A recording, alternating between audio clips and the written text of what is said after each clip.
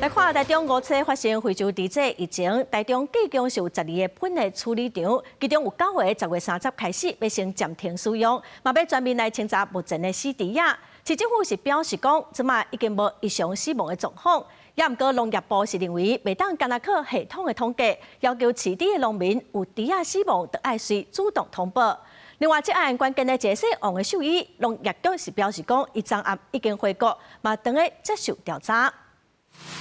防疫人员当咧台中市大安肉品市场做清销，台中市府立刻宣布防疫新措施，包括农业局、民政局逐工访视饲猪场，专人军队化制车，卖再次全面清销。我们大安肉品市场在事发的第1天，我们就已经全面在做这件事情了，那并且都有记录在案。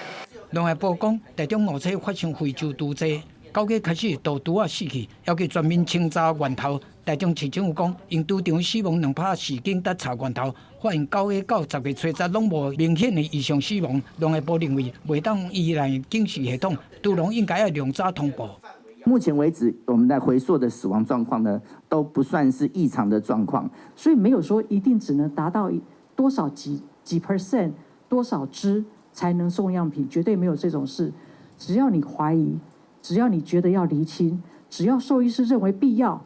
或是你只要觉得说可疑，欢迎都来送。民意代表质疑讲，照环境部的数据，到2017全国菜米粉再利用的饲猪场客家率平均是46%，台中37场却敢若5%，全国上尾第2名。市政府讲，到28为止已经完成3轮客家率100%，是系统记录有时间差。37座厂只查了2座，